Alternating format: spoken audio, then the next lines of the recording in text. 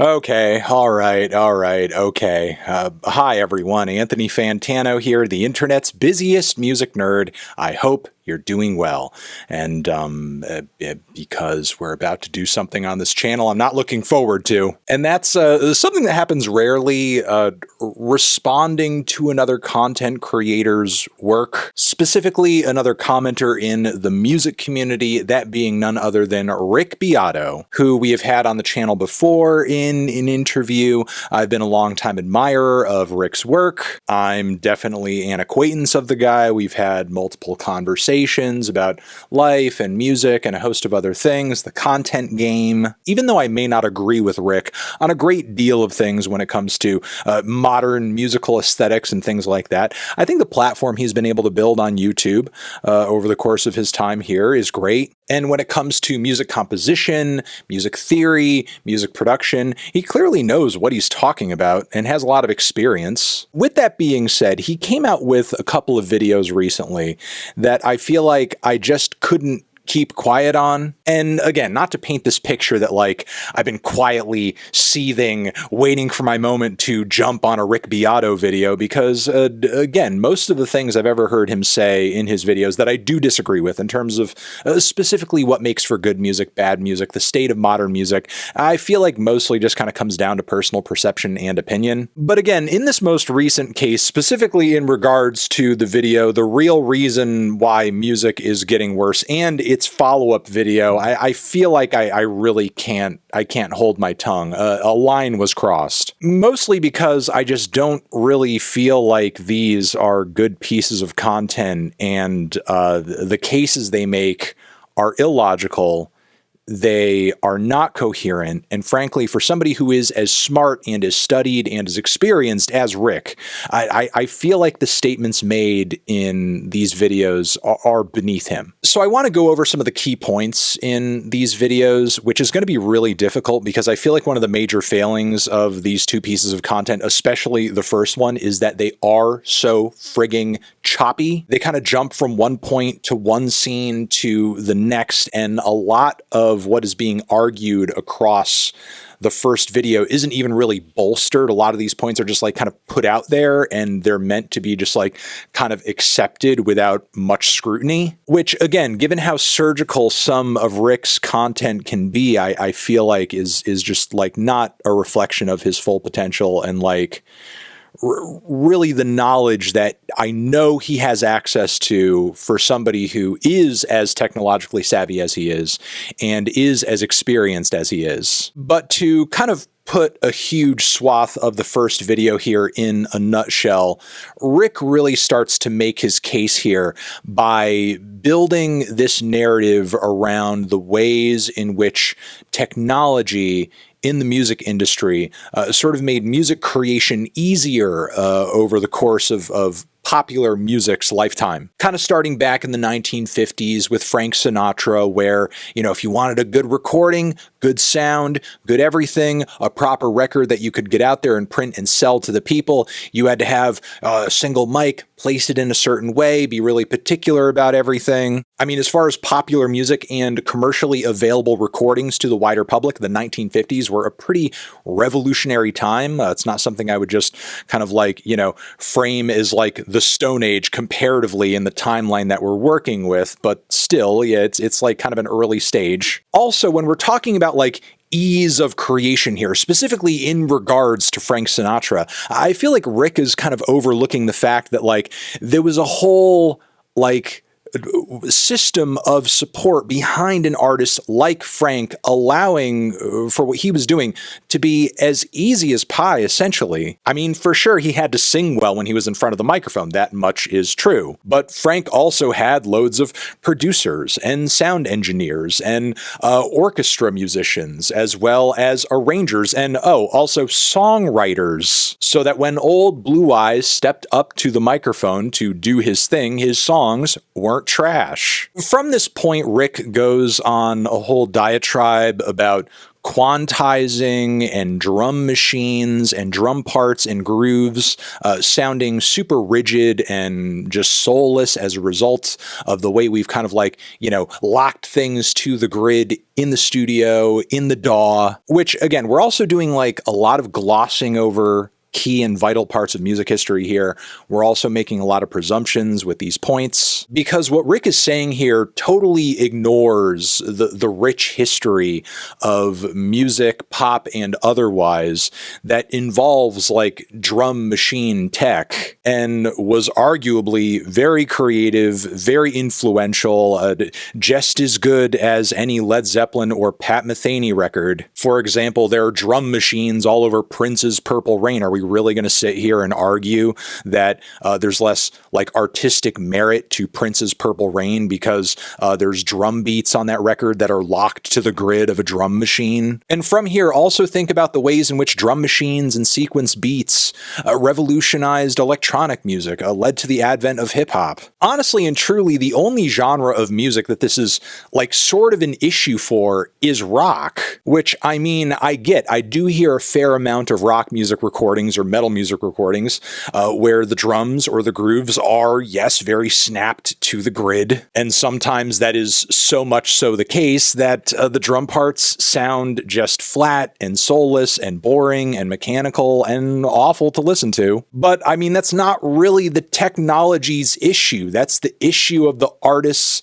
applying the technology, sucking at applying the technology. And again, this being a problem for rock music or metal, I don't think is like obviously the case across the board, because without, electronics and drum machines being fused into these genres, we wouldn't have new wave, we wouldn't have industrial metal. And these are just a few of many instances in which an older form of music had been melded with a new technology in a way that was undeniably creative and game-changing. I mean, I get that a John Bonham drum beat with a shuffle doesn't sound good when you quantize it, but that doesn't mean all quantizing is wrong or bad. From here, Rick is kind of quick to assume that current day tech basically streamlines everything about music creation rather than adding more complications actually sometimes. And his key example of that is a drum set, which you could play in any manner that you like, tune in any manner that you like, mic in any manner that you like. Yes, that is true. And while yes, that is time consuming, so is going through 1,000 snare one-shots in Logic. Rather than tuning a snare, that is often what a lot of producers are doing. They're not just like going to the one preordained snare sound and saying like, oh, okay, there we go. That's my snare. And I feel like also this point that Rick is making is maybe a wee bit classist and ignores the economic barrier to entry that a lot of musicians who would like to produce face when they are trying to think up or come up with drum parts for their songs. I'm sure many of them would actually prefer, if they had the resources to do so, to actually be in front of a drum kit in a studio with a producer and engineer to capture all these sounds and so on and so forth. But not everybody who wants to produce a song has the money for a drum kit or studio time or a producer's time. Honestly, I don't think that should keep them from making music if they want to. Around this middle point in the video, Rick makes further points, throws more arguments out there, and they take on a variety of flavors, but I feel like they could all kind of be addressed and deflated with one single sentence. Things being more difficult does not mean the end result is good. And I will say this again, adding in the context that Rick seems to be very concerned with the fact that producing sounds, guitar amplifiers, fake drums, so on and so forth, it's all too easy to use. So once more, I will say that things being harder to do does not mean that the end result is better or good. I mean, more often than not, when things are difficult to pull off and execute, there there often is no end result at all. There's not even music to speak of to be good or bad. I say this because in the 50s and in the 60s and in the 70s, these eras of music that Rick and a lot of his fans often will just sort of like worship and point to as like, this is the golden era. This was like when things were perfect. This is when people were doing the work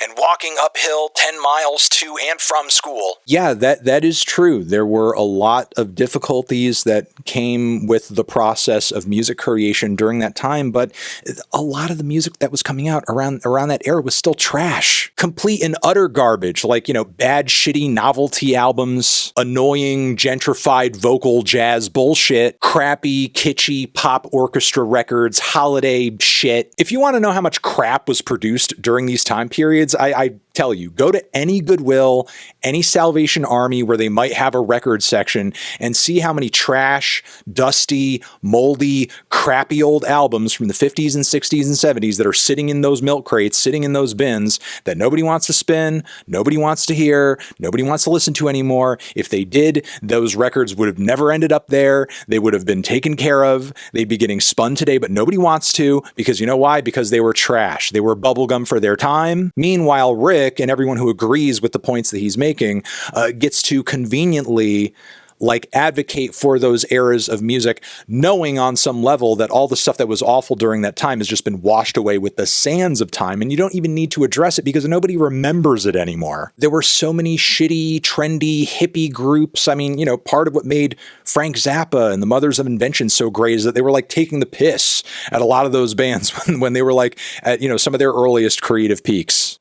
Is the noise of mediocre music a bit louder now because there are fewer barriers to entry and just about anybody can do it? Yes, that is true. But every era of music had its crap and had its corner cutters, and I just don't think the music of today should be taken to task for that in a way that past decades just aren't in this conversation. And without opening another can of worms, I feel like Rick's final point here sort of ignores the effects of things like capitalism and audience demand and Spotify algorithms and how they all sort of toxify the music consumption circle these days. Meanwhile, Rick over here is concerned trolling about phones. Past this point in the video, Rick makes a very, very, very bold statement that I have to stop here and quote and address directly. And that's that dependence on technology prevents people from being able to innovate, which is honestly mind-blowing for someone in Rick's position to say. And what's even funnier is that he boldly throws that out, but follows it up with, I could be wrong on that. The creative dependency on technology limits the ability of people to innovate, I believe. Could be wrong about that. Maybe it helps them innovate. I don't think so, though. And it's aggravating to hear him sound wishy-washy saying this sentence, because whether he is gung-ho for this point of view or not, this is actually the underpinning point of view that is influencing every mode of thought he's engaging in here. This is the argument of the video, and yet he follows it up with, I could be wrong on that, though. I don't know. The only way that I feel like you could genuinely harbor this take in your soul is if, again, you're only looking at the ways in which technology have impacted some, not even the entirety, some sects of the genre of rock music, and that's it. Some elements of pop music as well, but still mostly rock music. Because if dependence on technology is in fact preventing people from innovating, we have to ask, how and why? Repeatedly, it's actually pretty provable that some of the most groundbreaking and ahead of the curve music over the entire course of popular music has been enhanced in some way by the cutting edge technology of the time. Whether you're talking about the advent of the electric guitar or drum machines or synthesis, and think about some of the most major and most popular and influential artists who played key roles in like bringing that technology to records that were hits, that were super influential, that were undeniably mainstream. We're talking about like Brian Eno. We're talking about David Byrne. We're talking about Trent Reznor. Look at this Dorcas Malorcas with his little modular rig. Not only is this man a god of industrial music and rock music broadly, but on top of it, he's also responsible for some of the most important movie soundtracks of what, the past 10, 15 years? Does this look like a guy to you who thinks that the technology he works with on a regular basis is preventing him from innovating? I mean, if you actually read this interview in the Moog Patch and Tweak book, it's very apparent sometimes he feels like it gives him almost too many options, really a difficulty to learn some of the tech and some of the pieces of equipment that he works with on a regular basis. But the thing is, the versatility is there. The capabilities are there. It's just upon the artist to explore it and learn it and go into the weeds and just do it. Like, things have gotten to a point in digital audio workstations where you could really create any beat that you could possibly imagine, synthesize any sound that you could possibly imagine. I mean, really sounds that are beyond imagination. But again, if people aren't doing it, that's on people. That's on people. Rick ends this first video off with like some closing comments on music consumption, which I just don't really vibe with at all, and I don't get. I mean, the general argument he's trying to put out here is that kids don't care about music anymore because it's free, and they don't need to work a job to be able to pay for a record that they want at the record store that they've been desiring, totally ignoring like the culture of record taping during that time and how, people used to record albums for each other that they may have not even had to pay for. There used to actually be these stickers on records just that used to say, "Oh, taping is killing the music industry," when in fact it wasn't. It's just the record labels crying wolf once again. And I'm sure Rick is old enough to remember a time when he probably had a friend of his or so, record a couple of LPs for him onto a cassette or something. Absolutely, I know there are members of his audience that remember such a time and a phenomenon, but we're just going to sit here and act like it never happened. I mean, I came of age during a time when it was all about burned CDs. I mean, sure, I bought a lot of CDs and I saved up a lot of money to buy CDs that I really liked. But personally, I didn't really find that there was a correlation between the CDs that a friend of mine may have burned for me or the CDs that I purchased in terms of like which one I preferred or enjoyed more than the other. In fact, there were lots of CDs that I spent good, hard-earned fucking money on in my teens that were fucking shit. Meanwhile, fast forward to today, where everybody's just paying $10.99 and streaming everything for free. And, honestly, for my own fucking sanity, I wish what Rick was saying was 110% true. Because if it actually was the case that just kids don't care about music anymore, do you know how free of harassment and bullshit and psychosis my mentions would be on any given day? I mean, the music from the artist they're defending must matter something to them on some level, even though they're just streaming it for free on Spotify. And plus, when you go onto social media platforms and websites like Reddit or YouTube or Twitter or Instagram, people won't shut the fuck up about music. They're talking about it all the goddamn time. In fact, this whole beef thing that just happened between Kendrick Lamar and Drake was quite possibly, culturally speaking, the largest moment of singularity our country or maybe even world is going to see in 2024. Everybody was paying attention to it. Even my mom was asking me about it, and she's never heard a fucking Kendrick Lamar song in her life. So you can't sit here and argue to me that music doesn't matter to people and people don't talk about or think about music and music doesn't cross people's minds as a thing that's important to them. It obviously very much is. You're seriously telling me that kids who won't shut the fuck up about Playboi Carti and Juice WRLD aren't sitting there with their friends being like, "Oh yeah, I love Juice WRLD. Oh yeah, I love Playboi." They very much provably are. In fact, we have more proof of that happening now more than ever. They're literally doing it on public platforms on the internet for you to read and see. And you know what? They're also doing it at school too. I want to quickly address Rick's attempt at a follow-up video here for this whole topic, which I think in a lot of ways was even more piss poor than the original video. One, because I think the first leg of it is kind of a straw man and ignores the actual point of Rick's video, because the sort of comments that Rick is responding to here is "You're just old and you don't like new things and you hate new music," which again, that is not the argument that Rick is making. The argument that that Rick is making is that he believes that technology actually gets in the way of innovation and creativity, especially when it comes to this modern era of music. And I think that very provably is wrong, because there's lots of music out there using the latest technology that is being released every day that is very creative, very experimental, very weird, totally unlike anything that's come before it. But you're not going to hear or find that music if you're looking for it on the Billboard fucking Hot 100. Never at any point in popular music history has that been the key place to find the most experimental and groundbreaking music. Of course, it has had a space on those charts in times in the past and times in the present, but more often than not, what you are going to see at the top of those charts are songs that, to the lowest common denominator, are going to be just easy to listen to, enjoyable, replayable, especially considering that we currently live in a time period where the popularity of a song is not based on someone going out to purchase a record that contains it at a record store. No, it's how many times you replay it over and over and over and over on Spotify, which, and I don't know why I should have to say this to someone like Rick, but that has less to do with whether or not your average person cares about music anymore, and more to do with how music streaming services and the record labels have arbitrarily decided how sales are going to be quantified now. The audience did not ask for that. The audience did not decide that. That was decided for them, and then they were herded into this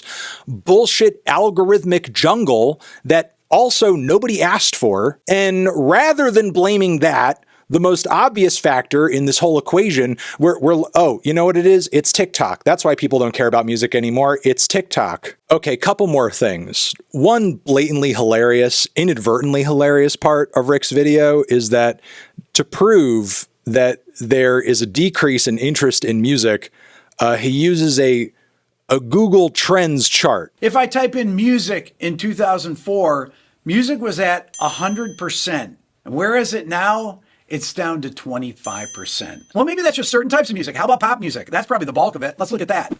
Yeah, that's bad too. What about other genres like hip hop? Oh, that's really bad. Yeah, he honest to God uses people going on to Google to look up the word music. Okay, Rick, and I'm talking directly to Rick here. Could it be possible that in 2005, that when people were punching music into Google, what they were doing was trying to use Google to actually find music? Maybe because on the internet during that time, the pathways to actually listen to music on the internet or discover it in some way, shape, or form, they weren't as well developed. Whereas now, our current age, where we are at an all-time low of Googling the word music, nobody is Googling music because nobody has to Google music. When people want music, they just go to Spotify, they just go to Apple Music, they just go to their streaming platform of choice. The only people Googling the word music right now most likely are 65 and up, because they don't know where they would go to find music. The Google search engine, because of AI now, is total shit anyway. It barely helps you find anything good. Rick also kind of brings up the fact that kids don't really seem to want to learn instruments now, or when he talks to music teachers, they're saying that their students aren't practicing. And I mean, yeah, of course, you're talking about kids, you're talking about teenagers, the vast majority of them don't want to practice their instruments. They find it boring. I've been playing bass guitar for over 2 decades of my life now, and I love it. I devoted tens of thousands of hours to it. I personally think I'm pretty great at it. But early on when I was a teenager, I'm not gonna lie, there were a fair amount of lessons that I went to where, that week I didn't practice for shit. To be honest, a lot of the best learning that I did on bass guitar was kind of after I stopped doing lessons altogether, when I was 17 or 18 and just started looking up things online and learning stuff that I was seeing on YouTube. And when you go on to the TikTok platform that you have so much of an issue with for whatever reason, I see new young musicians on there all the time doing crazy, dope, fantastic shit.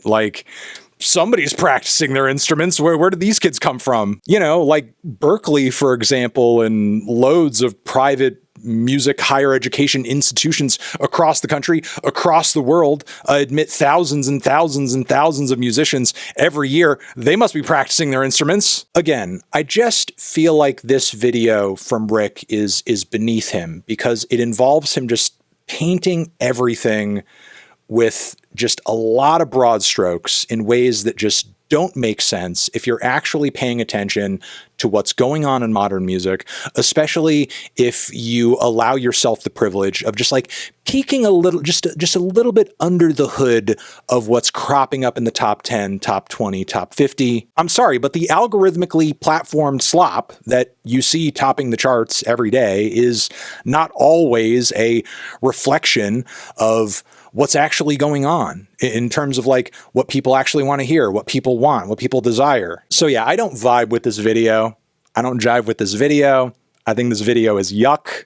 I think, again, Rick is above this. I think his opinions should be a bit more informed given his experience. And hopefully he finds his way to that point. Maybe we can have a conversation about it in the future. I don't know. If he sees this video and thinks any of my points are serious, I'm certainly open to that. But for now, anyway, those are my thoughts on Rick being angry at the current state of music and whether or not technology is at fault for that. And I think I will leave it there. Over here next to my head is another video that you can check out. Hit that up or the link to subscribe to the channel.